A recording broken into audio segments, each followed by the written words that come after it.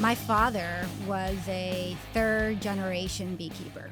Okay, so this wasn't, I started on my own here, and he was a German. He moved to Honduras, right? The whole going to Honduras was to be able to produce wildflower honey, tropical flower No honey, kidding. So you went there and to breed export bees it like that? Okay. and export it to Germany, right? And to Europe, but primarily Germany. So Was it bomb?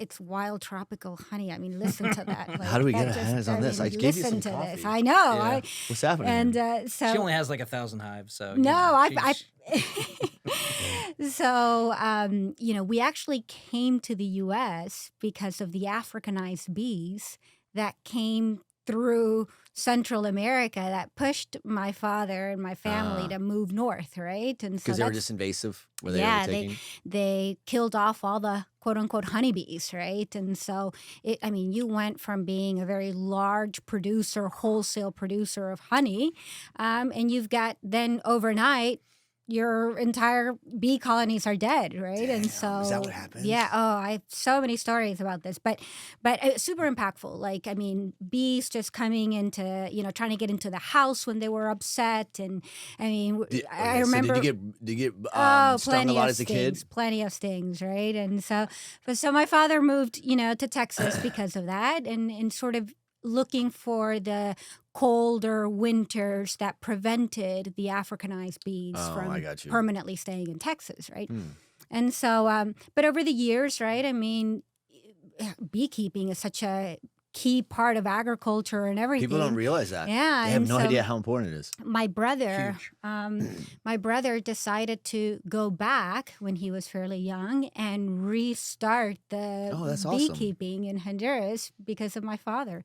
And he's super successful. But at the time, it was how to work with Africanized bees, right? You have these tame, honeybees, primarily European bees. And then you had these strong, aggressive, killer bees, right? But they were extremely hardworking. So there was the bees themselves. So how do you work with these two? And so the only way to do it, when my brother figured out, and he then worked with other local beekeepers to try to adopt this approach, was you would change the queen bee from the hive, from a Africanized hive, because you couldn't fight the Africanization of the bees. So you would change the queen bee with a European or a Russian queen bee that were being created here in the U.S. And there was no other, there's no They way followed to that queen? So what we did was I would buy these queen bees here in the U.S. and for my brother. And they would arrive at the house in this small little wooden box with imagine a little mosquito mesh on top, right?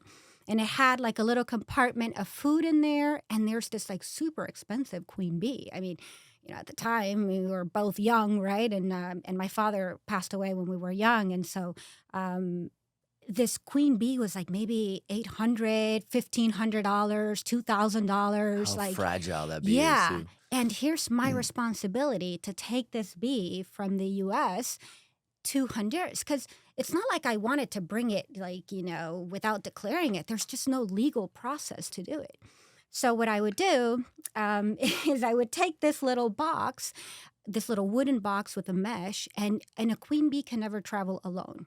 She needs to be fanned by the worker bees, combed if she's stressed out. They're there for support, right? And so this little box had the queen bee and maybe 5 worker bees. And so this little box That's a great story. buzzes. As you just hear the buzzing of the bees, buzz, just right there. And TSA has no problem with that? So, so how do you get it past TSA, right? How do you do that? And so I would have to find a way. And I'm like, well, okay, I'm just going to put this right here where no one can see it, right? But I could hear them. It's in my shirt. I can hear the buzzing, right? But no one else can. But I can hear it. So I'm constantly oh man, I hope none of them take out a stinger or something. That's crazy. And over years, I helped my brother by bringing these queen bees So to wait, were you balance always out. successful, or did you ever get busted? No, well, I got stung many times. Oh.